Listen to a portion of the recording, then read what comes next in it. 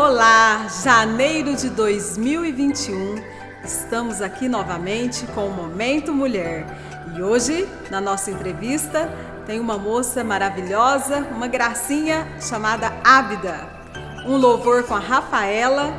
Fiquem conosco, dê um joinha aí no nosso canal, compartilhem, não deixem de compartilhar porque esse programa está abençoando muitas pessoas. Eu tenho recebido muitas mensagens de agradecimento pelas entrevistas, né?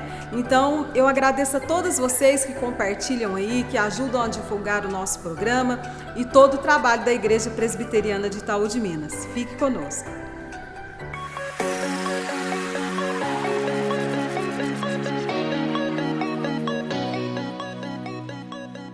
Olá, estamos começando mais um Momento Mulher e hoje aqui no meu sofá, no ano de 2021, tem uma moça aqui, gente, que ela é maravilhosa, uma moça abençoada por Deus.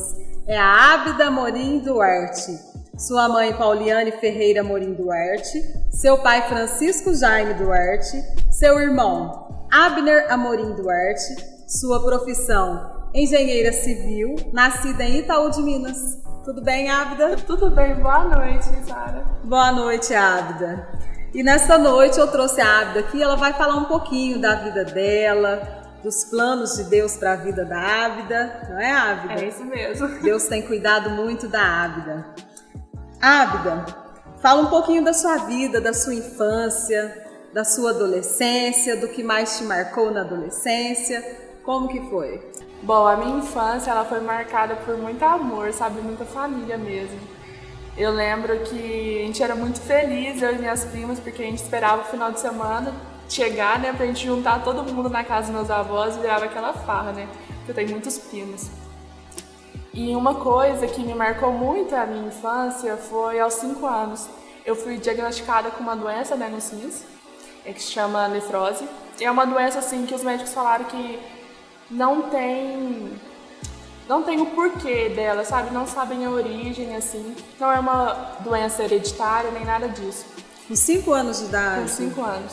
E aí, essa doença, quando os meus pais foram informados, né, que essa doença, o tratamento seria rigoroso e que esse tratamento, se não fizesse tratamento, seria uma doença pior do que um câncer, sabe? Mas com o tratamento, eu não ia precisar fazer no futuro, quem sabe, uma hemodiálise, um transplante de rins. Mas que tinha que fazer bem o tratamento, porém não era a certeza de não ter isso no futuro. Só que os meus pais não se deixaram abalar por isso, sabe? Sempre com muita fé, meus avós, todo mundo sempre orando por mim, assim. A gente orava muito. Mas também aos 5 anos foi uma alegria, porque foi a chegada do meu irmão, que eu sempre pedi pra minha mãe, sabe? E assim, eu sou a irmã babona. E o Abner é um doce menino, né? Meu orgulho, sabe? Então, assim, eu cresci no meio disso, mesmo assim, eu fui muito privada por conta dessa doença, o tratamento, assim, uma das coisas que eles falaram no tratamento seria que, devido aos medicamentos, iria atrapalhar o meu crescimento, que eu não iria crescer. Vocês podem ver, né? Que não afetou, graças a Deus. Graças a Deus, como porque, Deus assim, é maravilhoso. E assim, todas as pessoas que eu conheço que lá no tratamento, eu era sempre a grandona. Eu chegava, os médicos ficavam assim, meu Deus, como que ela cresceu? Porque não tinha explicação, sabe? Que era uma doença que ia retardar o crescimento, isso, né? Tudo. E assim, todas as outras crianças estavam lá, tipo assim, não desenvolvia, não crescia. E eu não, sempre cresci demais, desenvolvi demais. E eles ficavam assim, meu Deus, tipo, não tinha explicação. Mas a gente sabe que era Deus, né? Sim. Que não deixou em nada afetar. E a alegria foi pra mim quando, aos 11 anos, eu começou a diminuir meus medicamentos, né? E aos 14 anos eu fui declarada totalmente curada no Hospital das Clínicas. Com 14 anos. Com 14 anos. E aí cessou o meu tratamento. Após 9 anos de tratamento. Né? 9 anos, sim. De tratamento. E assim, até hoje eles não sabem o porquê da cura, porque é uma doença que não tem cura, sabe? A gente sabe que é Deus, né? Que foi literalmente um milagre na minha vida mesmo. E aí, com uns 14 anos, eu já tinha, quando eu era pequena, também eu tinha um probleminha nos pés. Mas a gente achava que era só estético, sabe? De entortar um pouquinho assim pra dentro. Só que com 14 anos, minha mãe foi verificando que foi piorando. E aí, quando eu fui, como eu já fazia tratamento lá no Hospital das Clínicas, fui encaminhada por lá mesmo. E aí eu passei pela ortopedia, né, e eles falaram assim, olha, o problema dela não é só estética, é um problema cirúrgico. É um problema que se ela não fizer uma cirurgia agora, futuramente ela não vai nem andar de tanta dor. Nossa. E você já sentia muita dor nos Eu pés? sentia, porque com 13 anos eu comecei a andar mais do que eu andava, sabe? E aí eu comecei a ir uma longa distância pra escola, a pé, porque assim, como eu fazia o tratamento dos rins, esse medicamento eu inchava demais, não podia comer nada com sal, então assim, sempre fui uma criança muito gordinha. E aí quando eu fui crescendo, eu fui tentando emagrecer, né? Então eu comecei a dar mais longas caminhadas e tudo mais, e aí o meu pé foi entortando mais ainda. E aí... Você não tinha a curvatura do pé? Isso, não tinha a curvinha do pé. E aí, porque esse é um problema assim que a maioria da população tem, né? O pezinho, o famoso pé chato, né? Isso. Mas o meu problema era ósseo mesmo, não era de estética. Era mais grave, né? Uhum. E aí, quando eles falaram assim, olha, se ela não fizer cirurgia, futuramente ela não vai andar.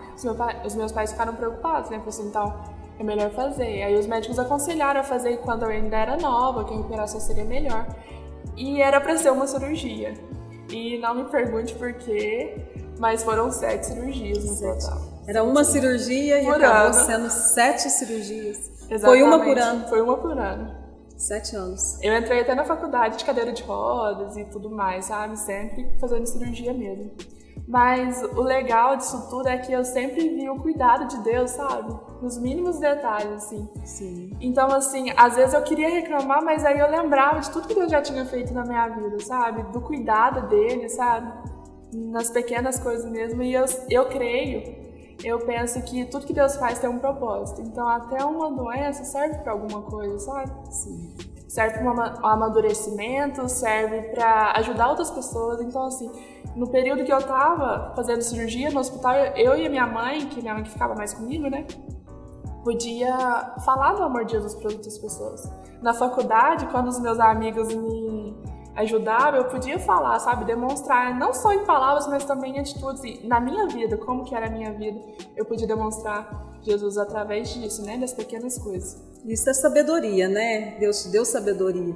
Porque mesmo naquele momento difícil em que ela, adolescente, podia falar assim, eu sou a humilhada, eu sou a desprezada pelo fato de ter esses problemas, e não... Porque você fica um pouco privada de tudo, né? Você não pode andar de bicicleta, não pode isso, não pode aquilo, né? Uhum. Mas você contornou toda essa situação e fez o que tinha que ser feito, que era levar a palavra do Senhor, evangelizar, mesmo tendo seus problemas, né? Mesmo através das dificuldades. Foi assim, eu lembro que teve uma fase na minha adolescência, uma das minhas cirurgias que eu tava indo fazer. E aí essa fase eu tava acho que eu já tava esgotada, sabe, de tanta cirurgia. E aí terminou o culto, eu lembro que eu tava muito triste, assim, porque na segunda eu ia operar, né? E aí eu falei pra uma amiga minha, falei assim, nossa, não aguento mais, por que eu? Porque sempre tem que ser eu, né? E essa amiga virou pra mim e falou assim, amiga, por que ao invés de você pensar por que eu, você não pensa por que não você? E aí isso, tipo assim, eu sei que foi a resposta de Deus ali pra mim naquele momento, sabe? Aquilo ali fez uma mudança total na minha mente, porque tipo, realmente, por que não eu, sabe? Será que eu sou melhor que alguém? Por que não eu passar por isso, sabe? E aí eu comecei a pensar em todo o sofrimento de Cristo, de Paulo, né, pra levar o evangelho, tipo assim, não era nada comparado ao que eles sofreram, sabe?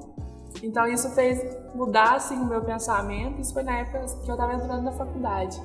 E assim, o cuidado, sabe, foi fantástico. Mesmo em meio à dor, eu consegui ver Cristo ali o tempo todo. Ábida, tímida, muito jovem. Agora ela tá falante, gente, muito falante. Decide ir para o Jocum. Quais dificuldades você encontrou quando decidiu ir para o Jocum? Bom, decidir é uma palavra muito forte, porque o pastor Miqueias, né, ele sempre me falou da Jocum e queria que eu fosse desde 2018. Só que sempre tinha uma desculpa. Eu tô na faculdade ainda, eu tenho que terminar não sei o quê, eu tenho que arrumar um emprego, e assim, sempre adiando. E aí, em 2019, no final de 2019, eu lembro que ele teve uma conversa comigo e falou assim, chega de adiar, né? Agora não tem mais desculpa. Aí eu falei assim pra ele, não, pastor, ele falou assim, não, se programa pra você ir o ano que vem, né? Eu falei assim, tá bom. E a ideia era eu ir no começo de 2020, né? No primeiro semestre. Só que aí eu acabei, falei, não, e tudo mais. E aí ele pegou, e quem foi no meu lugar foi o meu irmão e o Saul, né? Foi o Abner e o Saul. E assim, quando o Abner tava lá, eu fui vendo a mudança do meu irmão. E eu fiquei assim, maravilhada mesmo, sabe? Na transformação de caráter do meu irmão, sabe? Que o Jocum foi um instrumento muito grande, sabe? Usado por Deus mesmo pra transformar o caráter dele. E aí, eu falei assim, tá bom, eu vou. Eu conversei com ele e falei assim, tá bom, pastor, eu vou. Porque na minha ideia era o seguinte, estamos em plena pandemia, não tem o que eu fazer aqui mesmo? Eu vou, né? E aí é bom que o pastor já para de ficar falando na minha cabeça. Isso é o que a Ábida pensava. É o que eu pensava, né? Porque assim, na minha ideia, assim, é ridículo, mas era o meu pensamento. Eu não preciso ir pra lá, eu já sou crente mesmo. O meu irmão, assim, tá precisando, sabe? Mas eu já sou crente, eu não preciso ir pra lá. Como se diz, só vai pra lá quem precisa consertar. E assim, totalmente erroneamente, sabe? Um pensamento bem errado mesmo, assim, que Deus me quebrou totalmente. E a parte mais difícil pra mim foi a parte financeira, pra ir pra lá. Porque o meu irmão estava lá, né? Então os meus pais já tinham custado manter ele lá, né? Devido à pandemia e tudo mais. E aí eu trabalho com os meus pais, né? Atualmente. Então, assim, não tinha de onde tirar. E aí eu falei assim, Deus, o senhor me quer lá mesmo? Se o senhor quiser me ir lá, né? O senhor me ajude a levantar um recurso, fazer alguma coisa, né? Foi até que um dia eu tava caminhando e eu tinha feito essa oração. E aí um dia eu tava caminhando com meu pai e ele falou assim, Ábida, eu tava pensando, eu sei que você e a Letícia, que foi outra menina, né? Que foi comigo, sei que vocês estão meio apertados e tudo mais quanto a ir pra Jocum. Eu pensei da gente fazer marmitas, né? E vocês vendem pra vocês levantar o dinheiro. E aí a gente falou assim, tá bom, a gente comunicou o pastor, não, boa ideia, e a gente começou a vender marmitas. E Deus, assim, foi provendo em cada detalhe. E além das marmitas também, no tempo que a gente tava lá, às vezes a gente ficava assim, meu Deus, a gente não vai dar pra pagar esse mês. E aí surgia a doação de dinheiro de irmãos, sabe, da igreja. Sim. Foi o cuidado de Deus nos mínimos detalhes mesmo. E a marmita deliciosa, né? Sempre tinha um feijão tropeiro, macarrão na chapa, né? Uma maionese. Como que foram as suas experiências no Jocum, no campo evangelístico? O que ficou marcado em sua vida? E fala um pouquinho o que é o Jocum para as pessoas entenderem, porque tem muita gente que não sabe o que é o Jocum, né? Tá bom. Jocum significa Jovens com uma Missão. A Jocum atua em diversas áreas, né? Seja de educação, de esporte, de artes mesmo, assim, tudo para levar o evangelho de uma forma simples, sabe, mais eficiente na vida das pessoas. Tem muito também trabalho de misericórdia, justiça e misericórdia, que é trabalhar com zonas boêmias, que são, no caso, as prostitutas, né? Que é trabalhar também com pessoas refugiadas, trabalhar com áreas de pessoas na Cracolândia, sabe? Em Cracolândias, com dependências químicas mesmo, assim. Então, são diversas áreas. Resumindo, seria os lugares onde a igreja não costuma ir. Sim. Sabe? Então, o lema da Jocum é conhecer a Deus e fazê-lo conhecido. Então, isso tem uma importância, assim, depois que a gente conhece mesmo, depois que a gente vai nesses lugares, é outra visão. O Jocum tem um bloco, né, de carnaval, né, que eles saem no carnaval, evangelizando as pessoas que estão lá no carnaval, né? A equipe do tio Pedro tem, né, esse trabalho muito legal. Eu não tive a oportunidade de participar, porque foi no começo do ano, né, o Abner e o Saul pôde participar. Mas eles vão mesmo, eles têm a equipe, o bloco deles, que chama Jesus é Bom a Beça, e eles tocam louvor em pleno carnaval. Em ritmo de samba, né? Em ritmo de samba, eu achei assim. muito lindo. É muito legal a forma como eles usam, sabe? Pra realmente alcançar pessoas. E assim, milhares de vidas são transformadas, sabe?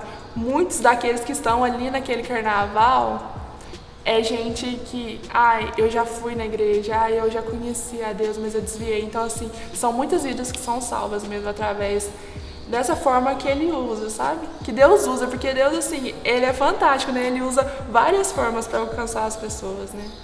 Não fica só aquele crente no quadradinho, né? Que é só Exatamente. o terninho, o vestidinho e entrar para dentro da igreja. Não, nós temos que sair pelo mundo, evangelizar, fazer a nossa parte, né? Isso independente de quem seja o outro, né? Exatamente. Ábida, em meio a esta pandemia, Covid-19, você estava lá no Jocum. Como que foi? Você teve dificuldades para se comunicar com as pessoas? Como vocês evangelizaram, mesmo usando máscara, distanciamento? Foi fácil, Ábida? Não foi fácil. Então a gente ia todo equipado, né, com luvas, com máscara, sempre carregando o álcool. Quando a gente chegava na base, a gente era esborrifado o álcool na gente todo, sabe? Só que mesmo assim era muito difícil, porque o reino de Deus, assim, é amor, né? Então, às vezes, você ia ali levar uma palavra. Eu lembro a primeira saída da gente, porque a ETED são 3 meses de teórico, você aprendendo mais sobre Deus, sobre o caráter de Deus, você descobrindo o seu caráter em Deus. E depois são 2 meses de prático, né? Que você vai pôr em prática tudo aquilo que você aprendeu, tudo aquilo que Deus falou com você, né? E durante esses 3 meses, que a gente estava no prático ainda, começa as pré-saídas, né? Para você já adentrar esse universo de evangelismo mesmo, para você conhecer como que é. E eu lembro que a gente foi fazer o evangelismo no morro, lá na cidade de Belo Horizonte, lá no morro mesmo, sabe? Sim. E assim, o impacto que tem na gente, porque a gente é acostumado, igual você falou, esse crente quadradinho, né? Dentro da igreja, assim, a gente não vê o que é realmente o mundo lá fora, né? E chegar lá, ver aquelas crianças, vendo em plena pandemia, sabe? Os pais, tudo assim, nos bares, largaram aquelas crianças todas jogadas, assim, com risco, sabe? E assim, você levar o amor de Deus e começar a falar com as pessoas. A gente fazia circo para atrair, sabe, as crianças, e aí, depois daquele momento ali, a gente começava a falar de Deus e, assim, ver o quebrantamento, sabe? O quão sedento aquelas pessoas estavam, sabe, por Cristo mesmo. E, assim, eles queriam abraçar a gente ficava assim, meu Deus, como que vai fazer? Algumas pessoas acabavam abraçando, porque não tinha como não fazer, sabe? E não tem como negar, né? Não tinha como negar o amor de Cristo, sabe? E assim, as pessoas foram tocadas, a gente levava também a água, a gente levava máscara, álcool, sabe? Tudo para tentar ajudar de alguma forma, mesmo em plena pandemia. E durante os 2 meses, a minha equipe foi direcionada por Deus a ir para Goiás, né? Então, vocês estavam em Belo Horizonte e foi para Goiás. Isso. E eu passei durante 2 meses, a gente passou na minha equipe com 12 pessoas, a gente passou durante 2 meses percorrendo o estado do Goiás. E a gente passou por 5 cidades. Nossa. Sabe, fazendo missões em 5 cidades. Então a gente trabalhou muito com igreja, dando treinamento de circo, mostrando uma forma de levar o evangelismo de uma forma diferente, né, para as pessoas. A gente também fez muito trabalho em Cracolândia, em Vila Boêmia, que são as prostitutas, né. E a gente também fez muito trabalho com moradores de rua, sabe, sempre tentando levar um pouquinho de esperança, entregando marmitas e tudo mais. E assim, foi muito difícil, porque a gente via a situação e a gente queria muito poder dar um abraço, sabe? Poder se aproximar mais, mas por conta da pandemia a gente teve que tomar todos os cuidados possíveis também. Sim. E agora, quais são os planos da Ábida para 2021? Ábida é engenheira civil. E aí? Então... Formada já... Os meus planos, assim, eu sou uma pessoa que sempre planejou demais, sabe? Eu, na verdade, já tinha minha vida inteira planejada. Só que tem uma questão aí. Eu planejei, eu não perguntei pra Deus quais eram os planos dele pra mim, sabe? Então, uma pessoa que era totalmente, assim, meio que controladora, que controlava tudo certinho. Deus tem me ensinado que eu só tenho hoje. Então, assim, eu não tenho mais planejamento, sabe? Eu aprendi a parar de planejar e de falar assim, toma, Deus, minha vida tá aqui, ó, faz o que o Senhor quiser, sabe? Entregar realmente o controle nas mãos deles e parar de ficar planejando. Mas uma coisa que Deus tem falado comigo é que Ele me quer em tempo integral, em missão, sabe? Então, o meu planejamento até então é curtir a minha família aqui, ajudar no que for possível, sabe? Fazer o que estiver ao meu alcance aqui enquanto eu estou aqui. Mas eu sei que em breve ele vai me chamar de volta. Acho que é esse o meu planejamento de 2021. E é um dom que Deus te deu, né? Com essa graça toda. Parabéns. Você é muito abençoada. Deixe uma mensagem agora para todos que estão ouvindo, assistindo o programa. Uma mensagem que eu posso deixar, eu acho que é uma frase que mudou muito o meu pensamento. E eu ouvi ela enquanto eu estava lá, né? Do outro lado, que é do John Piper. Ele fala assim, missões. Só há 3 opções. Ou você é o enviado, ou você é o enviador, ou você é um desobediente. E isso é muito forte, porque é o que lá em Marcos fala, né? O ide por todo mundo e pregar o evangelho a toda criatura. Não é porque eu tô aqui que eu não posso ser uma missionária. Não é um missionário não é aquele que está lá na África cuidando, não é aquele que está na tribo indígena, né? Mas aí todos nós temos esse chamado, né, de missões. Então a gente tem que ser missionário onde a gente está, no nosso trabalho, na nossa faculdade, na nossa escola, aonde a gente está. Então assim, isso mudou totalmente o meu pensamento, sabe? Porque pra mim, eu confesso que quando foi separar os grupos, né, para onde cada equipe iria para fazer os 2 meses de prático, eu queria muito, muito ir para o Acre, porque o Acre ia para uma tribo indígena. E eu fiquei assim, Deus, é isso. E eu lembro que o nosso líder, o Tony e a Sara, eles falaram assim, olha, tirem um tempo, orem e pergunte para Deus aonde que Deus quer que vocês vão, né, fazer esse prático. E aí eu orei assim, mas eu orei daquele jeito, assim, Deus, eu vou pro Acre, porque, né, já impondo assim. Porque na minha cabeça, e eu acredito que na cabeça de muitas pessoas, missionário é aquele que tá lá na tribo, não é aquele que vai para uma cidade do Goiás, sabe? Não é aquele que tá aqui no Itaú de Minas. Então, isso eu já tinha falado assim, não, eu vou pro Acre. E Deus falou assim, não, você não vai pro Acre, você vai pro Goiás. Então eu comecei a passar e a enxergar que aonde eu estou eu sou missionário, sabe? Então eu não quero, uma coisa que eu tenho certeza na minha vida é que eu não quero ser uma desobediente. Então seja eu enviando, seja eu indo, sabe? Mas que eu tenho essa opção, sabe? E o enviador, a gente acha que é aquele que só manda dinheiro, né? Mas não, que envia também é aquele que ora, que está sempre ali se preocupando com o missionário, sabe? Sim. Orando pela vida dele. Então, assim, todo mundo pode fazer missão, sabe? Seja onde estiver. Então, acho que essa é a mensagem que eu queria deixar para vocês. Não sejam desobedientes. Leia a frase de novo para nós. Foi muito bonita essa frase. Leio. Missões. Só há 3 opções. Ou você é um enviado, ou um enviador, ou um desobediente. Frase do pastor John Piper. Seja um enviado ou um enviador, né? Isso. Obrigada, Ábida, pela entrevista. Agradeço pela oportunidade de estar aqui.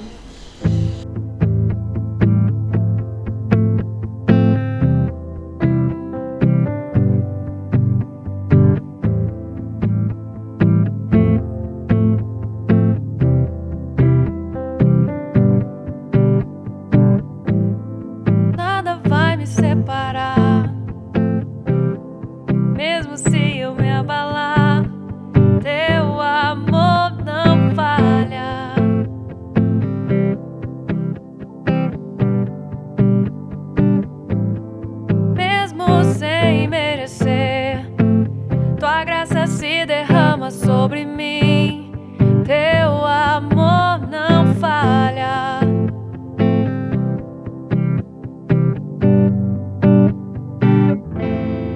Tu és o mesmo pra sempre. Teu amor não muda. Se o choro dura uma noite, a alegria vem pela manhã. Se enfurecer, eu não tenho que temer, porque eu sei que me amas, teu amor não falha.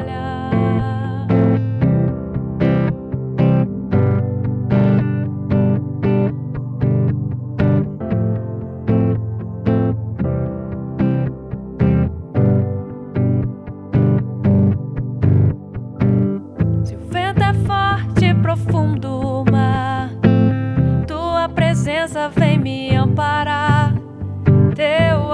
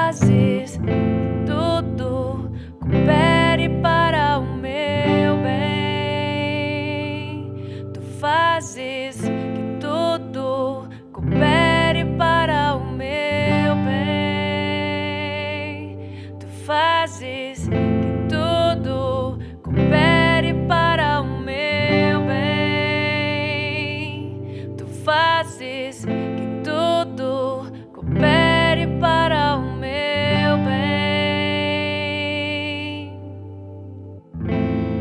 Tu és o mesmo para sempre, teu amor não muda. Se o choro dura uma noite, a alegria vem pela manhã. Se o mar se enfurecer, eu não tenho que temer, porque eu sei que me amas, teu amor não falha.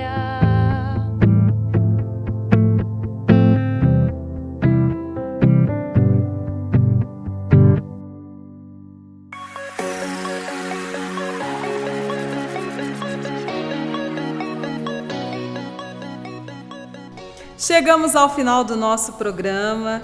Agradeço a Águida por essa entrevista maravilhosa. Agradeço a Rafaela por este louvor. Agradeço a todos vocês que estiveram conosco. Nunca duvide da presença de Deus na sua vida.